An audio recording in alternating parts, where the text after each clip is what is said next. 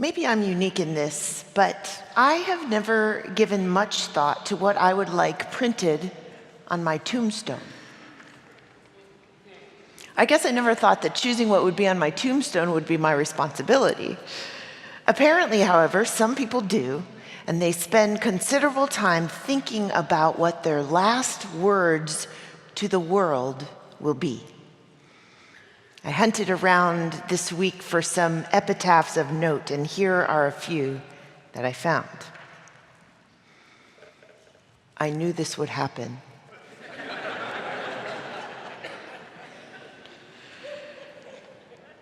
He never voted for Republicans and had little to do with them. I was supposed to live till 102 and be shot by a jealous husband. And on Merv Griffin's tombstone, I will not be right back after this message. The passage that Judy read for us today from the very last part of the book of 2 Timothy seems to be something of an epitaph, a concluding few words from the writer of that letter to someone we presume was a beloved friend and student. And today we finish up 3 weeks of sermons on passages from 2 Timothy, a set of instructions about how to navigate organizational challenges and conflicts around and within the first church. As you know, if you've been here for these past weeks, so much of the language in the letters of 1 and 2 Timothy are built around a sports metaphor, references to life as an athlete as it compares to the life of faith.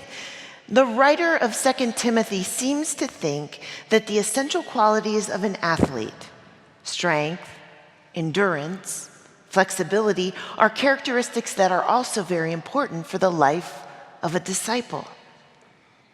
Remember, the first Christians struggled to live their faith in a first century world that found their small communities strange and threatening.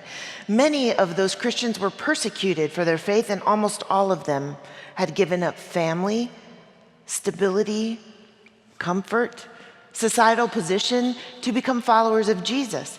Their lives and their faith were characterized by a kind of hardship that you and I can barely understand. Parsing what seems to be this farewell letter from a mentor to a student or friend, we began our consideration of 2 Timothy by remembering the gift of what lies behind. How so many who have gone before us modeled for us the kind of strength that we would need to live the life of faith, and they cheer us on when we get weary. 2 weeks ago, our passage talked about what lies within. The faith that we claim that we can return to again and again when endurance is what we need. Today, it's what lies ahead. The promise of a strong finish that we must hang on to when it feels like we've already reached the end. What lies ahead may seem like overly optimistic language, as today's passage sounds like an epitaph or an ending. It contains the most famous verse in 1 and 2 Timothy. We read it often at funerals. I have fought the good fight. I have finished the race. I have kept the faith. The writer of 2 Timothy is tired, beleaguered, and finished. You'll notice our reading today leaves out several verses in the middle of the chapter, which if you go back and read them, you will see they sort of read like a last will and testament. Some personal instructions, some final warnings, tying up loose ends. The writer was discouraged by the resistance he's met. He was warning about folks who claim to be part of the Christian witness but behave in destructive ways. And he's just plain tired. The chapter sounds as if he's about ready to put it in order for an inscription on his tombstone. But the very curious thing about this passage for us modern biblical scholars is the note that while we read these verses often in the liturgy of a funeral, nobody in this passage is dead. Well, the writer of 2 Timothy might feel like giving up. He's not at the end of his life just yet. And when you're not dead yet, then the question is not really, what do you want printed on your tombstone, but rather, what lies ahead? And how can I flex my muscles just enough to meet that immediate challenge with which I'm being presented? And this morning, this is the question that the text offers us modern Christ followers too. When we feel like we're at the end, the discipline of Christian life invites us again and again to ask the question, what lies ahead? I have been disgusted of late, as I'm sure many of you have as well, with all the news that's coming out from our presidential race. In particular, the comments we heard recently about women are unacceptable.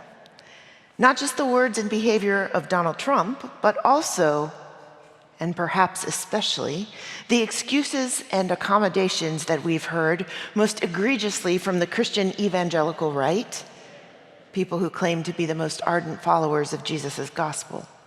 It seems to me ludicrous in 2016 to have to stand in a public pulpit and say that women have equal gifts, abilities, and rights as men, and that every girl and woman deserves respect. But apparently, this is still a question for some people. It seems especially appropriate then this morning to illustrate this call we have as Christians to embrace with courage what lies ahead, to keep faithfully moving toward the goal of finishing the race by telling you a story about a woman. I was only 14 years old when this happened, a freshman in high school. But Reverend Livingston, who was well into adulthood by then, told me that he was there in the stands on the hot, muggy summer day in 1984 when the first women's marathon was run at the Olympic Games in Los Angeles. Joan Benoit was the American runner. She opened up to an early lead and held on to it for the entire race, even though the steamy heat made running excruciatingly difficult that day. As she neared the stadium for the final lap, her picture was up on the monitors. The crowd saw her coming, and when she entered the stadium, they went wild. Gives you goosebumps just to watch the video, to see those people leap to their feet and roar their approval. I looked for you, but I didn't see you. They cheered her all the way around that final lap, and when she took the final victory lap carrying an American flag, the cheering seemed to get louder and louder. But that wasn't the part of the race that people were talking about the next day. The next day, everyone was talking about Gabriela Andersen-Schweiss, the Swiss runner who finished 37th out of 44, who took that last lap leaning precariously to the left, barely able to stay upright, exhausted, dehydrated, overheated, staggering on legs that would no longer obey her will. When she talked about that finish years later, she said, "I wish I could have had more water. I missed the last water station. I just got dehydrated. That was my main problem. My head was still functioning. I knew where I had to go, and I kind of told myself, try to keep running, try to stay upright. But my muscles just wouldn't respond, and so then it just deteriorated over the last 400 meters, and I started to fall apart." If you watch the video, you will wonder how she managed to stay on her feet at all. One television commentator suggested that she had brain damage and begged someone to step in and stop her. In fact, there was a lot of criticism from the press. They said the doctors on the sidelines should have intervened. But the doctors who were there could see that she still knew where she was going. She could see what was ahead, and she wanted to get there.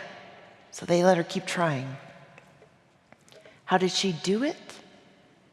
She said, "I distinctly remember the last mile.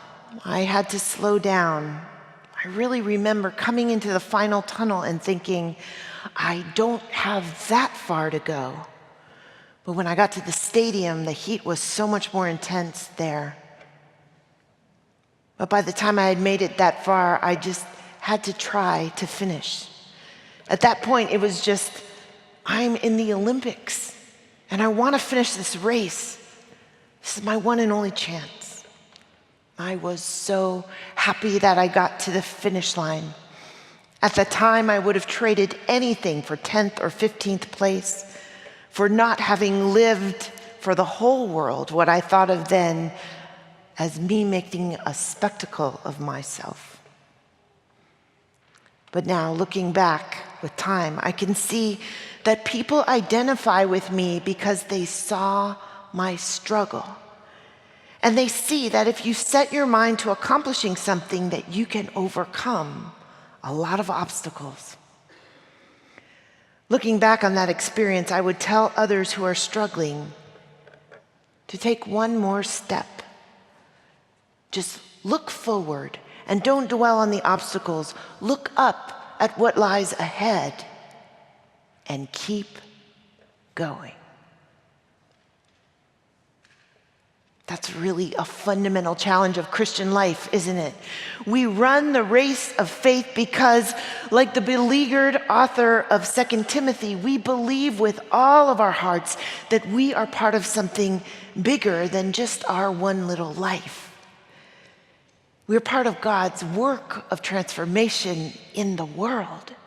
And because of that conviction, we live as people who are not preoccupied with the end, with composing the perfect, pithy phrase to be carved into our tombstones. The end, after all, is up to God. What must occupy us instead is what lies ahead. The day-to-day living of Christian life, running the race of faith one step beyond where we are right now, and just summoning the courage we have to flex the muscles of our faith one more time to keep moving toward what's next. Biblical scholars don't really know what happened to the writer of 2 Timothy. They think that whoever wrote this letter, Paul or somebody else, was certainly imprisoned when he wrote it and probably headed shortly after that for execution. But when he wrote the letter, he wasn't at the end quite yet. And even though it might feel like the end for us sometimes, a situation where taking one more step just seems completely out of the question, the very basic truth of the matter is this: the end doesn't belong to us, it belongs to God. What is in our purview is what lies immediately ahead. The next step, the next task, the next challenge. If you feel this morning that you are nearing the end of your strength, of your courage, of your hope for a better tomorrow, hear this voice speaking from the pages of ancient scripture. Hear the stories of so many who have run this same race of faith, who have felt this pain, who have asked all of the questions that we ask. And then take a page out of their playbook and remember first what lies behind. The terrain you have already traveled, the impossible feats you have overcome, the many who are cheering you on. And certainly, don't forget what lies within. The faith that has been planted deep in your hearts, a wellspring on which you can draw in times of desperation and parched need. And for sure, do not forget to raise your eyes and take in what lies ahead. There may be a long road stretched out in front of you or just a few steps. Whatever it is, it's enough to remind you that right now is not the end. Right now is just an invitation to keep going. Amen.